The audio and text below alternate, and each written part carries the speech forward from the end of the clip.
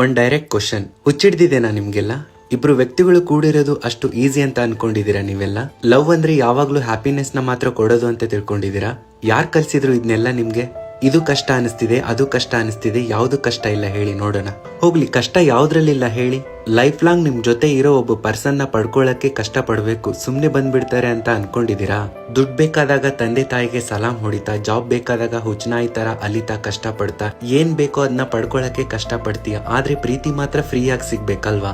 ನಿಜ ಹೇಳ್ಬೇಕಂದ್ರೆ ಎಲ್ಲದಕ್ಕಿಂತ ಹೆಚ್ಚಾಗಿ ಕಷ್ಟ ಪಡ್ಬೇಕಾಗಿರೋದು ಪ್ರೀತಿನ ಪಡ್ಕೊಳ್ಳೋದಕ್ಕೋಸ್ಕರ, ಅಂಡ್ ಹಾಗೆ ಅದನ್ನ ಜೀವನ ಪೂರ್ತಿ ಸರಿದೂಗಿಸ್ಕೊಂಡು ಹೋಗೋಕೆ.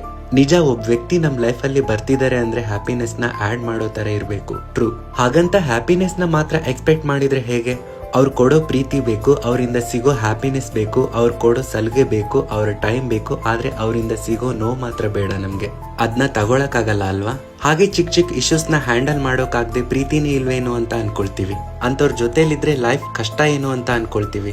ಅವರಿಂದ ದೂರ ಹೋಗ್ಬೇಕು ಅಂತ ಅನ್ಕೊಳ್ತೀವಿ. ಇದ್ಯಾವ ಲಾಜಿಕ್ ಸರ್? ಮೇಡಮ್, ಹಾಗಂತ ಉಚ್ಚನಾಯಿಗಳ ತರ ಬಿಹೇವ್ ಮಾಡೋರನ್ನು ಸಹ ಅರ್ಥ ಮಾಡ್ಕೊಳ್ತಾ ನಿಮ್ ಪ್ರೀತಿನ ಕಾಪಾಡ್ಕೊಳ್ತಾ ಇರಿ ಅಂತ ಹೇಳ್ತಿಲ್ಲ ನಾನು. ಅದು ಬ್ಯಾಡ್ ಮೂಮೆಂಟಾ ಅಥವಾ ವ್ಯಕ್ತಿನೇ ಬೇಡ ಅನ್ನೋದನ್ನ ತಿಳ್ಕೊಬೇಕಲ್ವಾ ನಾವು? ನೀವು ಕ್ಲಿಯರ್ ಆಗಿ ಯೋಚಿಸಿದಾಗ ನಿಮ್ಗೆ ಅರ್ಥ ಆಗುತ್ತೆ. ಒಬ್ಬ ವ್ಯಕ್ತಿನ ಪ್ರೀತಿಸಿದಾಗ ಆಲ್ಮೋಸ್ಟ್ ನಿಮ್ ಟೈಮ್ ಎಲ್ಲವನ್ನು ಸಹ ಅವ್ರ ಜೊತೆಲೆ ಸ್ಪೆಂಡ್ ಮಾಡೋಕೆ ಇಷ್ಟಪಡ್ತೀರಾ. ಆದ್ರೆ ಅಷ್ಟು ಟೈಮ್ ಸ್ಪೆಂಡ್ ಮಾಡ್ಬೇಕಾದ್ರೆ ಯಾವ್ದೋ ಒಂದ್ ಕಡೆಯಿಂದ ಯಾವ್ದೋ ಒಂದ್ ವಿಷಯದಲ್ಲಿ ಯಾವ್ದೇ ಇಶ್ಯೂಸ್ ಬರ್ದೆ ಹೇಗಿರೋಕಾಗುತ್ತೆ?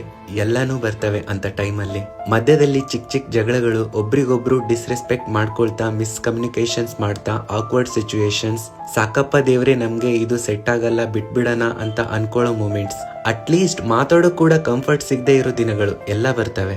ಇವೆಲ್ಲ ಏನು ಬೇಡ ನಮ್ಗೆ, ಆದ್ರೆ ಪ್ರೀತಿ ಮಾತ್ರ ಬೇಕು ಅಲ್ವಾ? ಇವೆಲ್ಲ ಎಕ್ಸ್ಪೀರಿಯನ್ಸ್ ಆಗಿ ಎಲ್ಲವನ್ನ ಫೇಸ್ ಮಾಡಿ ಎಲ್ಲದನ್ನ ಕಲಿತಾ ಅವುಗಳನ್ನ ಅರ್ಥ ಮಾಡ್ಕೊಂಡು ಹೋಗ್ತಿರೋರೆ ಅಲ್ವಾ ಎಲ್ರು? ಅದೇ ಅಲ್ವಾ ಲೈಫ್? ಇದೆಲ್ಲ ಸಾಕಾಗಲ್ಲ ಅನ್ನೋದಕ್ಕೆ ಇನ್ನೊಂದರಿದ್ರೆ ನಮ್ಗೆ ಸೋಷಿಯಲ್ ಮೀಡಿಯಾದಲ್ಲಿ ಹ್ಯಾಪಿ ಕಪಲ್ಸ್ ಹಾಕೋ ಸ್ಟೋರೀಸ್ ನ ನೋಡಿ ಹುಚ್ಚಿಡ್ದಿದೆ ನಮ್ಗೆಲ್ಲ. ಒಂದ್ ರೀಲ್ ನೋಡಿ ನಮ್ ಹುಡುಗ ಅಥವಾ ಹುಡುಗಿ ಯಾಕೆ ಈಗಿಲ್ಲ ಅಂತ ಕಂಪ್ಯಾರಿಸನ್ ಮಾಡ್ಕೊಳ್ತಾ, ಡಿಸಪಾಯಿಂಟ್ ಆಗ್ತಾ, ರಾಂಗ್ ಎಕ್ಸ್ಪೆಕ್ಟೇಷನ್ ಮಾಡ್ಕೊಳ್ತಾ ಇದೀವಿ ಹೊರತು ನೀವು ಇಷ್ಟಪಡೋ ವ್ಯಕ್ತಿ ನಿಮ್ಗೋಸ್ಕರ ಏನ್ ಮಾಡ್ತಿದ್ದಾರೆ, ನಿಮ್ ಮುಖದಲ್ಲಿ ನಗು ನೋಡೋಕೆ ಹೇಗೆಲ್ಲ ಕಷ್ಟ ಪಡ್ತಿದ್ದಾರೆ ಅಂತ ಯೋಚಿಸಿದೀರಾ ನೀವು? 4 ಗೋಡೆಗಳ ಮಧ್ಯೆ ಏನ್ ನಡೆಯುತ್ತೆ ಅಂತ ಯಾರಿಗ್ ಗೊತ್ತಲ್ವಾ? ನಮ್ಗಂತ ಒಂದ್ ಸ್ಟೋರಿ ಇದ್ದು ಏನ್ ಲಾಭ? ನಂಗೆ ಕೇಳಿದ್ರೆ ಪ್ರೀತಿಗೂ ಕೂಡ ಕೆಲವು ಅವಶ್ಯಕತೆಗಳು ಇದಾವೆ. ಪ್ರೀತಿಲಿ ತಾಳ್ಮೆ ಅನ್ನೋದಿರ್ಬೇಕು. ಒಬ್ರನ್ನೊಬ್ರು ಅರ್ಥ ಮಾಡ್ಕೊಳ್ಳೋದ್ರಲ್ಲಿದೆ ಬ್ಯೂಟಿ. ಒಬ್ರಿಗೋಸ್ಕರ ಒಬ್ರು ಅಡ್ಜಸ್ಟ್ ಆಗೋದ್ರಲ್ಲಿದೆ ಬ್ಯೂಟಿ. ಪ್ಯೂರ್ ಆಗಿ ಇರೋದ್ರಲ್ಲಿ ಲಾಯಲಿಟಿ, ಇನೋಸೆನ್ಸ್, ಕೆಲವೊಂದ್ ಸಿಚುವೇಶನ್ಸ್ ಬಂದ್ರೆ ಅರ್ಥ ಮಾಡ್ಕೊಂಡು ನಿನ್ಗಿಂತ ಮುಂದಾಲೋಚನೆ ಮಾಡೋ ಶಕ್ತಿ ಇರ್ಬೇಕಾಗುತ್ತೆ. ಅದ್ರಲ್ಲಿದೆ ಬ್ಯೂಟಿ.